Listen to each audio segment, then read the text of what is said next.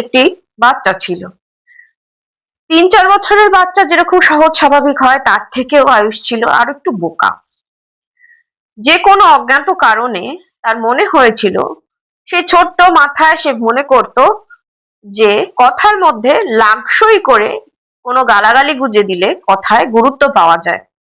হয়তো এই ধারণা পাড়ার উঠতি ছেলে ছোকরা বা বাড়িতে আসা কাজের লোকের মাধ্যমে তার মাথায় সঞ্চারিত হয়েছিল। এইবার গালাগালি তো শিখবে, কিন্তু কার কাছ থেকে শিখবে? বড়দের কাছে বললে যে বকুনি খেতে হবে, এই বোধটা তার কাছে ছিল। আয়ুষের এক দাদা ছিল, তার থেকে বছর খানেকের বড়। সে আবার ছিল ঘেঁতো। ঘেঁতো বলতে বুঝতে পারছেন তো কিরকম ঘেঁতো? না, সে কথা বলতো না, কথা না বলে হাতে পায়ে দুষ্টুমি করে ঘেঁতোগিরি সে বজায় রাখত। আর আমাদের আয়ুষ ছিল বকবকে মাস্টার। একদিন সেই দাদা আয়ুষের বাড়িতে বেড়াতে এসছে। তো আয়ুষ তাকে জিজ্ঞেস বলেছে, এ দাদা, আমাকে একটা গালাগালি শিখিয়ে দিবি? দাদা তো কথা কম বলে, একটু আচার খেলো, একটু টিভি দেখলো, আয়ুষের সঙ্গে একটু খেলাধুলো হলো। তারপর অনেকক্ষণ ভেবেচিন্তে পরম বিজ্ঞের মতো আয়ুষের দাদা বলল, লাথি খাবি। আয়ুষের কথাটি ভারী মনে ধরলো। উঠতে বসতে শুতে জাগতে আয়ুষ গান গেয়ে চলেছে, লাথি খাবি, লাথি খাবি, লাথি খাবি, লাথি খাবি, লাথি খাবি, লাথি খাবি, লাথি খাবি, লাথি খাবি। এইবার বিড়বিড় করে গান গায়। স্কুলে যেতে যেতে হাঁসের দল যখন তাকে প্যাক প্যাক করে তাড়া করে, সে তখন হাঁসগুলোকে বিড়বিড় করে বলে, লাথি খাবি। আবার যখন বন্ধুদের সঙ্গে খেলা হয়, পড়ে যায়, তখন তাদেরকে বলে, লাথি খাবি। নিজের স্কুল ব্যাগটা যদি পড়ে যায়, স্কুল ব্যাগটার সঙ্গে রাগ দেখিয়ে বলে, লাথি খাবি।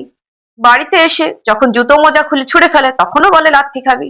স্কুল থেকেও কমপ্লেন আসছে যে ও খারাপ কথা বলছে, বন্ধুদের বাবা মারা বলছে ও খারাপ কথা বলছে। কি খারাপ কথা বলছে সেটা ভেঙে কেউ বলে না। এমত অবস্থায় এক রবিবার আয়ুষ ওর বাবার সঙ্গে বেড়াতে যাচ্ছে রিক্সা করে।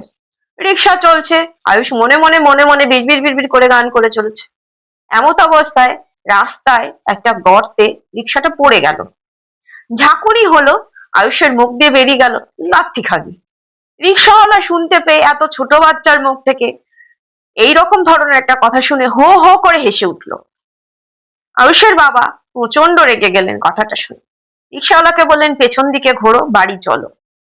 বাড়িতে নিয়ে এসে আয়ুষকে নানাভাবে বকুনি দেওয়া হলো, ভয় দেখানো হলো। আয়ুষ কিছুতেই কথা শুনে না।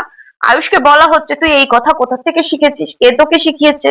তুই এই কথা কেন বলছিস? আর বলবি কখনো? আয়ুষ বলছে, আয়ুষকে যতবার বলা হচ্ছে, আয়ুষ বলছে, লাথি খাবি। তুই আর করবি, লাথি খাবি। কে তোকে শিখিয়েছে? লাথি খাবি। আর কখনো বলবি, লাথি খাবি। তোকে হোস্টেলে পাঠিয়ে দেবো, লাথি খাবি। এইভাবে বলেই চলেছে, বলেই চলেছে। বাড়িতে গেস্ট এসেছেন, তারা খুব লোভনীয় চপ এনেছেন, কুরকুরে এনেছেন, মিষ্টি এনেছেন। এগুলো যেগুলো আয়ুষ খেতে ভালোবাসে, সেগুলো তাকে দেখিয়ে দেখিয়ে আনা হচ্ছে, দেওয়া হচ্ছে না ওকে। যে দিতে যাচ্ছে বলছে, না ওকে দেওয়া হবে না, ও খুব নোংরা একটা কথা বলেছে। আত্মীয়রা এলেন, চলে গেলেন। 4টে থেকে 6টা হয়ে গেল, তখনও আয়ুষকে বেঁধে রাখা হয়েছে এবং ক্রমাগত বলে চলা হচ্ছে, তুই আর কখনো করবি, তোকে হোস্টেলে পাঠানো হবে। মা বাবা সবাই মিলে এই মারে তো সেই মারে। আয়ুষ কিন্তু দাঁড়িয়ে আছে, চোখে এক ফোঁটা জল নেই, বলেই চলেছে, লাথি খাবি। তারপরে চিলি চিকেন রান্না হচ্ছে, আয়ুষের অত্যন্ত প্রিয় পদ। সেই চিলি চিকেনের গন্ধ আসছে। রাত্রি 8টা বেজে গেছে, পিঁপড়ে কামড়িয়েছে, চুল কাচ্ছে। এবার আয়ুষ এতক্ষণ ধরে আটকা রয়েছে, এতটুকু একটা বাচ্চা কাঁদো কাঁদো হয়ে গেছে, ফোপাচ্ছে। এবার বাবার কিছুটা মায়া হয়েছে। বল, শেষবারের মতো বলছি, আর কখনো বলবি না? বাবা, আর করবো না, আর করবো না। শেষবারের মতো বলছি, আবার বল, আর কখনো করবি? আর করবো না, লাথি খাবো।